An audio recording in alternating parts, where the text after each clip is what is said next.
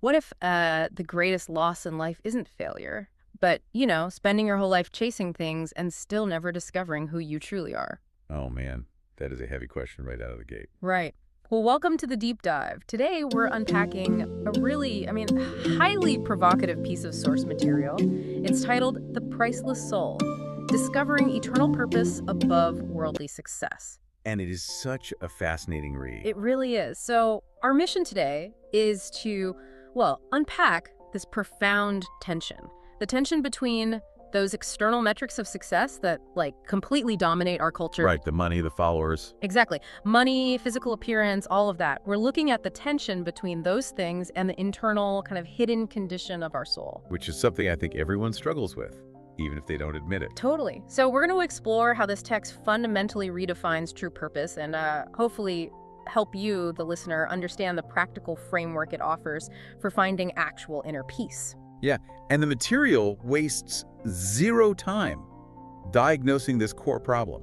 It just goes right for that psychological friction so many of us experience. Yeah, it really doesn't hold back. No, it confronts this pervasive illusion that worldly success equals personal fulfillment.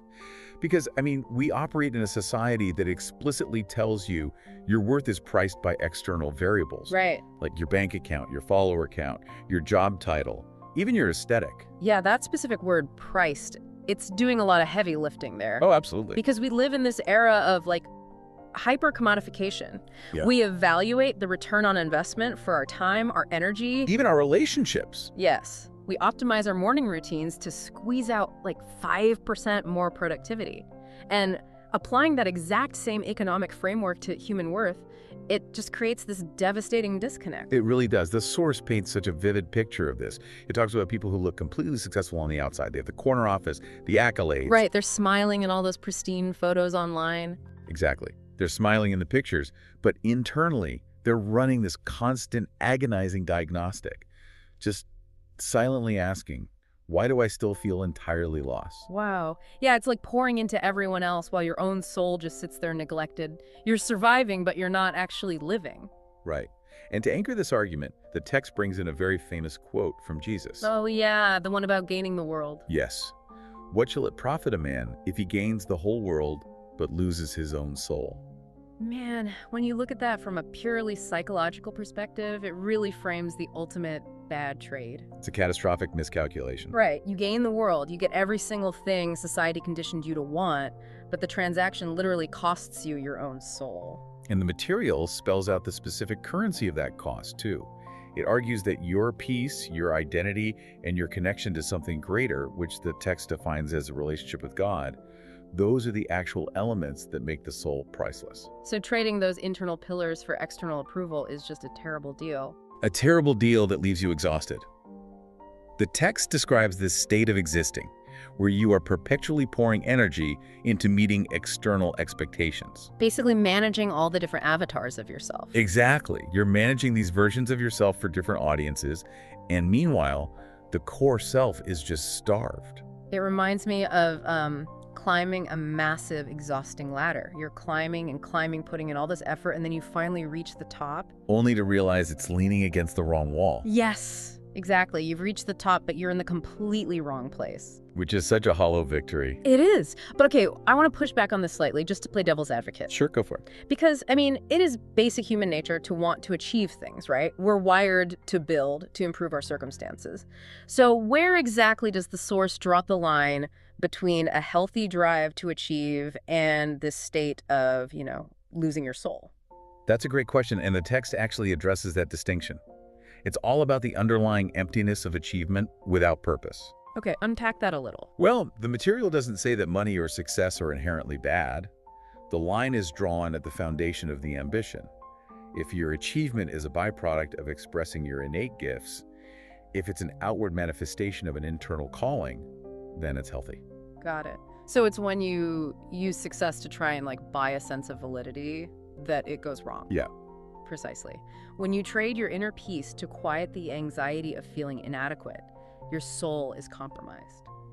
The moment your core identity becomes negotiable just to get a promotion or gain followers, That's when the soul is lost. Okay, so the real diagnostic question for the listener is like, is your ambition an expression of your identity, or is it an attempt to purchase your identity? That is exactly it. And if we strip away worldly achievement as our primary metric, it opens up a massive void. If external output isn't the answer, how are we supposed to define our purpose? Right, which leads perfectly into how the material redefines the whole concept of purpose. Because we're basically told from day one that our purpose is our career. Oh, the enmeshment of career and identity is profound. It really is. Think about the classic dinner party question. You meet someone, and within 30 seconds, what do they ask? So what do you do? What do you do? We are culturally conditioned to tie our entire existence to our economic output.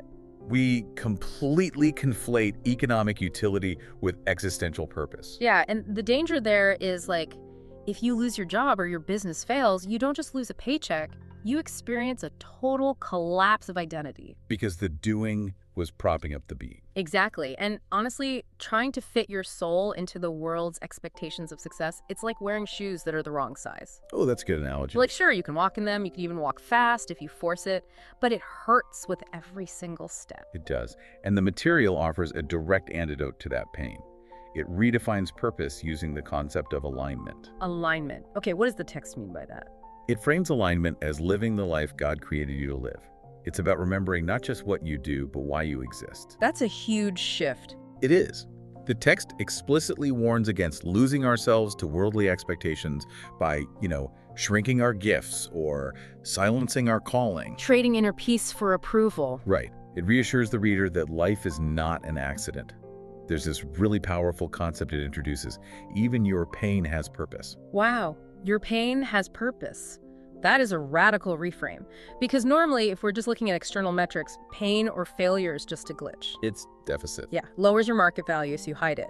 But if the metric shifts to internal alignment, then the difficult things, the failures, the heartbreaks, they aren't just deductions from your success score. They actually become structural material for your soul. that makes a lot of sense. But let me ground this in cold, hard reality for a second. Okay. A listener might be hearing this and thinking, internal alignment sounds lovely, but I have rent to pay. I have quotas to meet.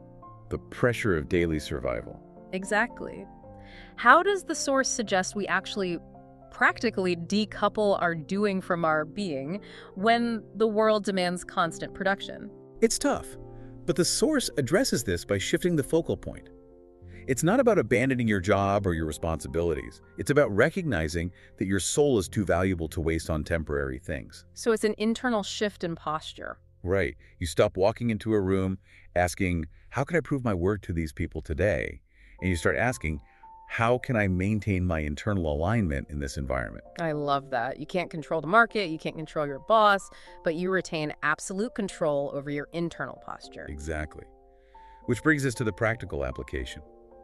How does a person actually discover this alignment, say, on a random Tuesday morning? Yeah, because modern culture trains us to expect purpose to hit like a lightning strike. The grand epiphany myth. Right. We watch too many movies, we wait for the dramatic montage where the clouds part, and suddenly we have a 50-year vision for our lives. And the danger of that myth is that it makes us passive. We spend decades doing nothing, just feeling anxious that we haven't been chosen yet. So true. But the text says purpose doesn't usually arrive in a giant moment, right? No, it begins quietly.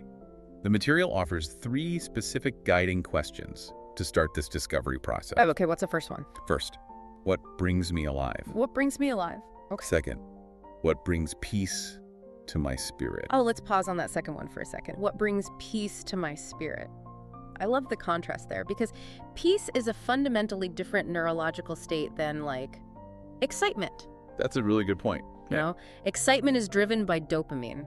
It's the thrill of the chase, the viral post, the new purchase. But dopamine creates a spike and then a crash. It's volatile. Exactly. Peace is more like serotonin. It's equilibrium.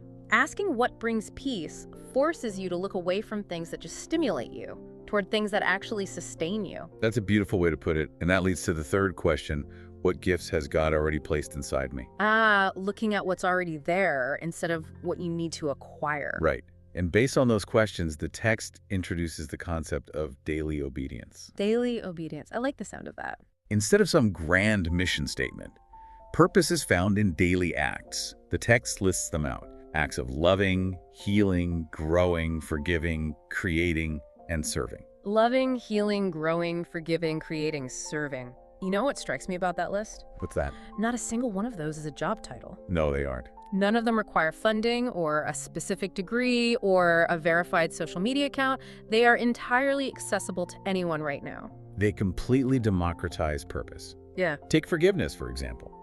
We often frame it as this lofty moral duty, but from a psychological standpoint, forgiving someone severs a cognitive anchor. Oh, that's so true. Holding on to resentment takes so much metabolic energy. It does. You're chained to the past. Forgiving removes the friction of bitterness. Or think about serving. Serving someone else breaks the ego loop. Right, because when you're hyper-focused on your own metrics, your own appearance, you're trapped in self-surveillance. Serving shifts the spotlight outward. Which is the ultimate antidote to the anxiety of feeling like we haven't made it yet. It really is. It takes purpose, which we usually put in some distant imagined future, and collapses it entirely into the present moment. If your purpose today is to serve a neighbor, you can literally do that in 10 minutes. Exactly. And that brings us to the ultimate thesis of the text. It says, and I quote, "Your purpose isn't about becoming famous. It's about becoming whole." Not about becoming famous, but becoming whole. That just shifts the metric of worth entirely, doesn't it? It changes everything. It moves the metric from what you own to the condition of your soul. That is incredibly powerful. So just to recap the journey we've taken through this source material today. We started by looking at the hollow pursuit of worldly metrics, the illusion that external success equals internal fulfillment. The exhausting ladder leaning against the wrong wall. Exactly. Then we explored untangling our purpose from our careers, really decoupling our doing from our being. By focusing on internal alignment rather than external production. Right. And finally, we looked at finding wholeness in the quiet daily practices. Finding purpose not in a lightning strike, but in daily obedience, loving, forgiving, creating, and serving. It really is a highly durable framework for living. It is. And the source material actually leaves its audience with a direct call to action, which is the exact question we want you, the listener, to reflect on right now. It's a great question. The text asks, take a moment to pause and reflect. What is your soul asking for right now? Not what is your manager demanding of you. Right. Not what the algorithm says you should care about. What is your soul asking for? Answering that requires you to intentionally silence the background noise and just listen. It does. And as we wrap up, I want to toss it over to you for a final thought. Building on this idea of daily obedience versus grand external achievements, what's something our listeners can mull over as they go about their week? Well, considering the tension we've unpacked today between external metrics and daily wholeness, I would leave you with this.